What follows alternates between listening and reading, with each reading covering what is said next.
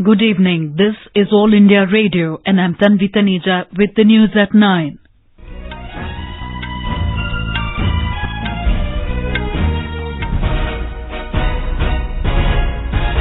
The headlines. 3 West Bengal MLAs, 2 from TMC and 1 from CPIM joined BJP in New Delhi. In Jammu and Kashmir, 2 terrorists killed in Kazhwan forest area of Anantnag district. Uttar Pradesh government forms a team to probe into Barabanki hooch tragedy which claimed 10 lives. Sri Lanka signs a tripartite agreement with India and Japan for development of eastern terminal of the Colombo port. And in sports, Hockey India announces 18-member national squad for FIH Men's Series finals. 3 West Bengal MLAs, 2 from TMC and 1 from CPIM today joined the BJP in New Delhi. BJP leader Mukul Roy's son Shubhranshu Roy, who is a TMC MLA from Bijpur seat, joined the party. Earlier, he was suspended by the TMC for his anti-party activities after the general election results were announced. Besides, Bishnupur TMC MLA Tushar Kanti Bhattacharya and CPIM MLA from Hemtabad Debendranath Roy were also inducted into the BJP fold. More than 50 councillors also joined the party in the presence of BJP leader Mukul Roy and West Bengal party in charge Kailash Vijayvargiya at party headquarters in New Delhi. Speaking on the occasion, Mr. Vijayvargiya said those who are unhappy with the West Bengal Chief Minister, Ms. Mamta Banerjee, are willing to join the BJP. अब धीरे धीरे करके ममता जी की तानाशाही से परेशान होकर जिन लोगों का टीएमसी में दम घुट रहा है वो सारे लोग बीजेपी में आना चाहते हैं। मैं टीएमसी के जो कार्यकर्ता है बीजेपी में शामिल हुए हैं उनका अभिनंदन करता हूं। सबको मोदी जी के नेतृत्व में विश्वास है। In the recently held parliamentary elections, BJP won 18 out of the 42 Lok Sabha seats in West Bengal while TMC bagged 22.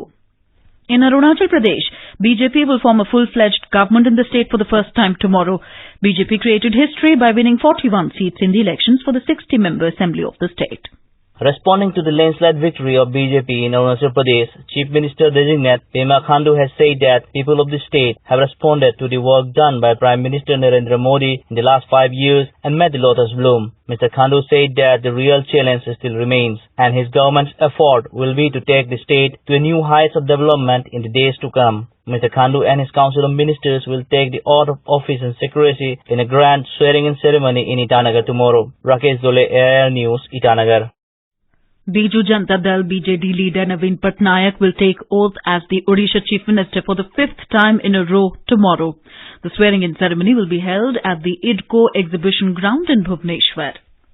In Assam, BJP leader Kamakhya Prasad Tasa and Assam Gana Parishad leader Birendra Prasad Baisya filed their nomination papers on the last day today for the 2 Rajya Sabha seats. NDA is all set to win both the seats in Assam as opposition parties did not field any candidate. Mr. Tasa represented the Jorhat Lok Sabha seat in 2014. On the other hand, BJP's ally AGP has given ticket to former Union Minister Mr. Baisya. Our correspondent reports that 2 Rajya Sabha seats currently held by former Prime Minister and Congress leader Dr. Manmohan Singh and Santuese Kujur will fall vacant on the 14th of next month. In Jammu and Kashmir, 2 unidentified terrorists were killed during an encounter between terrorists and joint security forces in Kazhwan forest area of Anantnag district. Security sources said bodies of the slain terrorists have been recovered from the area. They said arms and ammunition were also recovered from the encounter site. Identity and group affiliation of those killed is being ascertained. The gunfight had raged in the area this afternoon. In Jharkhand, 15 security personnel were injured this morning when the Nakshals triggered a series of IED blasts in Hurgada forest in Saraikela Kharsawa district. Security men were on an anti-Nakshal operation under Kuchai police station. 13 of the injured belong to the CRPF's Cobra battalion and the rest 2 belong to the Jharkhand Armed Police and the district police. Speaking to our correspondent, Jharkhand Inspector General of Police Operation Ashish Batra said the injured security personnel are being treated at a hospital in Ranchi. The blast area has been cordoned off and search operation is on. Meanwhile, Jharkhand BJP unit has condemned today's Nakshal attack as an act of cowardice. The Uttar Pradesh government has formed a 3-member team to probe into the Barabanki hooch tragedy, which claimed 10 lives. More than 30 people have been admitted to the trauma centre in Lucknow, while 10 others have been admitted to a Barabanki hospital. Our correspondent has filed this report. Superintendent of Police Barabanki, Ajay Kumar Sahni, said that search is going on to nab the culprits. 3 persons, including salesmen, have been arrested, but license allottee is still absconding. A 3-member team headed by Excise Commissioner has been constituted for inquiry into the tragic incident that will submit its report within 48 hours.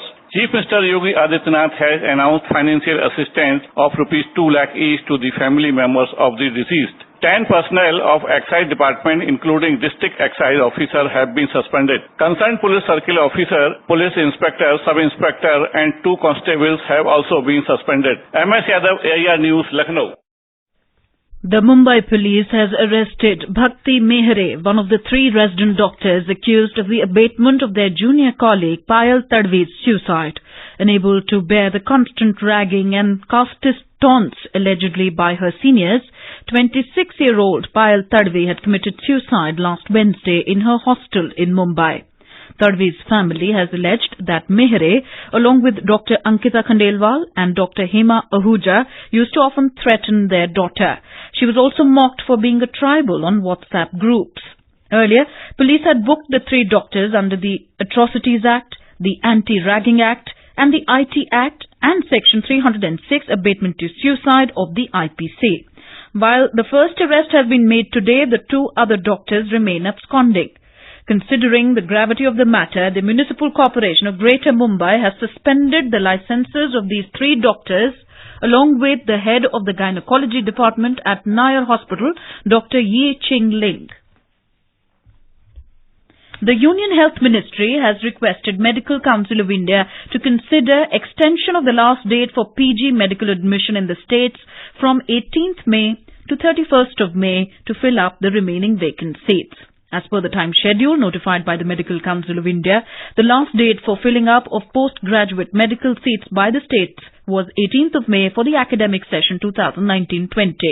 The Health Ministry said it is in receipt of representations from institutions and state governments for extending the last date for filling up of vacant PG medical seats.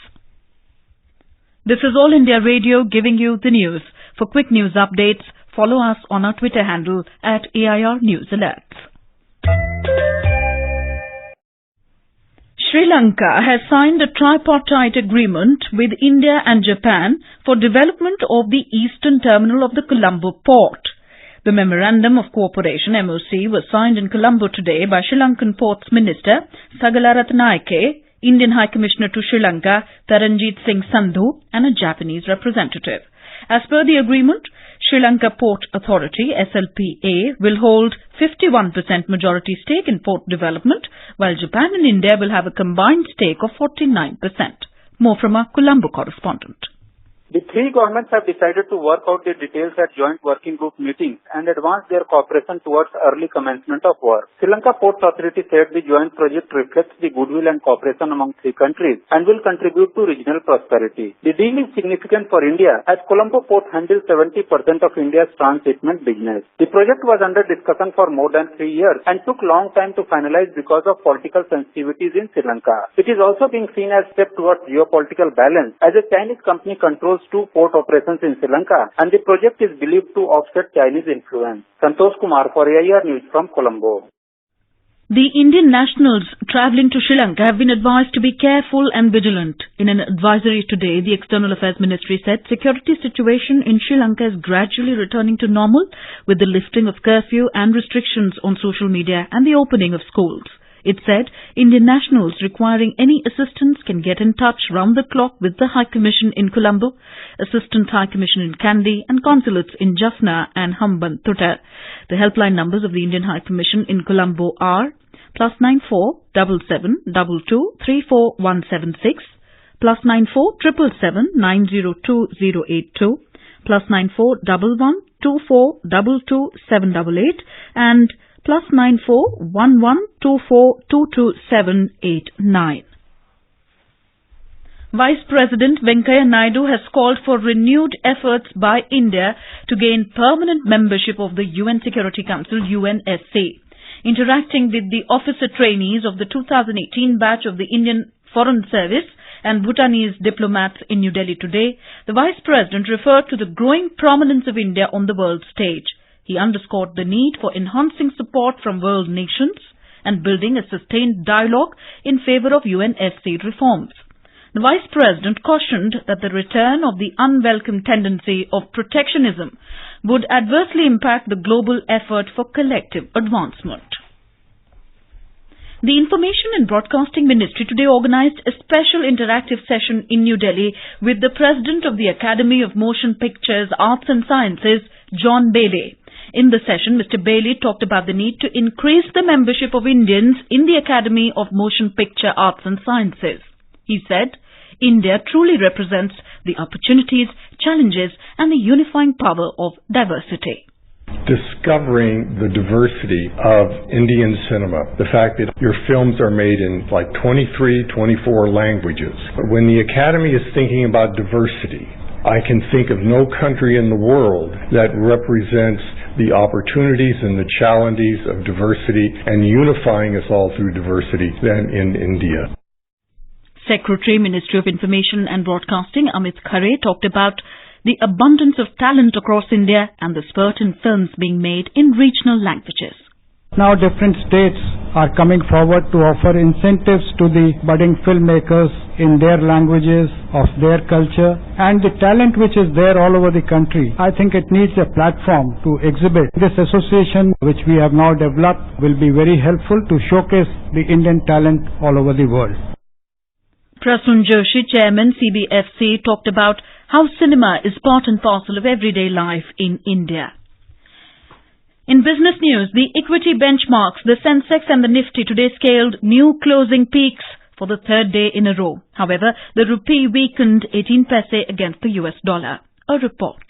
The Sensex at the Bombay Stock Exchange ended 66 points, up at 39,750. The broader Nifty 50 also gained 4 points to settle at 11,929. The rupee today declined by 18 paise to close at 69 rupees and 69 paise against the US currency. And Brent crude prices were trading at $68 and 90 cents a barrel. Paul Thottam with Sanjeev Kumar Singh for AIR News. In sports news, Hockey India today announced the much-awaited 18-member national hockey squad for the FIH Men's Series Finals commencing in Bhubaneswar on the 6th of next month. It will be led by Manpreet Singh. Birendra Lakra has been named Manpreet's deputy. Seasoned striker Ramandeep Singh has been recalled to the squad after a gap of 9 months as he was out of action due to a knee injury. Others to return to the team are Varun Kumar, Amit Rohidas and Sumit. Experienced goalkeeper P.R. Srijesh and Krishan B. Pathak will defend the post for the team. India have been grouped in Pool A along with Russia, Poland and Uzbekistan, while Japan, Mexico, USA and South Africa are grouped in Pool B. India will begin their campaign on the opening day against Russia and will be aiming to finish at the top in order to make it for the Olympic qualifying event which will be held later this year. In cricket, India has set a 360-run victory target for Bangladesh in the second and final warm-up game of the ICC World Cup, now underway in Cardiff, England. Chasing the target, Bangladesh were 74 for 2 in 14.3 overs when reports last came in. Earlier put into bat, Mahendra Singh Dhoni and KL Rahul hit tons as India scored 359 for 7 in the stipulated 50 overs. And now, before we end the bulletin, here are the headlines once again. 3 West Bengal MLAs, 2 from TMC and 1 from CPIM joined BJP in New Delhi. In Jammu and Kashmir, 2 terrorists killed in Kazhwan forest area of Anantnag district. Uttar Pradesh government forms a team to probe into Barabanki hooch tragedy which claimed 10 lives. Sri Lanka signs a tripartite agreement with India and Japan for development of the eastern terminal of the Colombo port. And in sports, Hockey India announces 18-member national squad for FIH Men's Series Finals. And for details of these stories and more, you can log on to our website www.newsonair.nic.in. And that is all in the News at 9. Good night.